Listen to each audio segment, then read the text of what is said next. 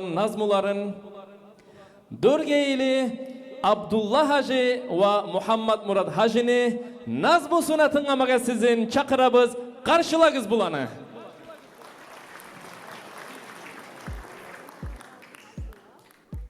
La ilahe illallah, la ilahe illallah, la ilahe illallah, la ilahe illallah, la ilahe illallah, la ilahe illallah, la ilahe illallah, la ilahe illallah.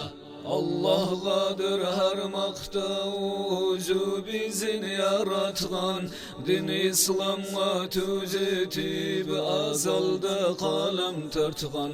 Allah'a daim şükür bizge köp ni'mat etken, kullu alem nebi habibige ümmet etken. La ilahe illallah, la ilahe illallah, la ilahe illallah, la ilahe illallah. Birliğini bilsinler, kudratını görsünler. Kullu halkını yarattın, sağa kulluk etsinler. Elmu aklu til berdin, suratını arı ettin. Barda mahlukattan insanı sıylı ettin. La ilahe illallah, la ilahe illallah, la ilahe illallah, la ilahe illallah. Ne aldı avvalı yok, ne artı ahırı yok. Zamanlar gitmek bulan, alışım mahlığı yok. Oylaşma vaziri yok, boluşma şerigi yok.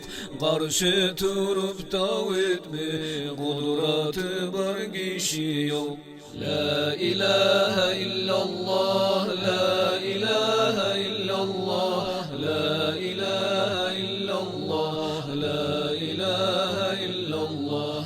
Salat selam Muhammed Peygamber Habibimiz, uzu bulan bulağın ahirette sıyız. Dağda salat selam kullu peygamberlağa, ehlu ashabalağa, tabi'li şolağa. Kim suyse ol Rasul'dan, kıyamet gün şefaat. Salavat salsın bugün, atın işitkin saat. Mevla'ya salli ve sellim daiman abada, ala habibike hayril halqi kullihim.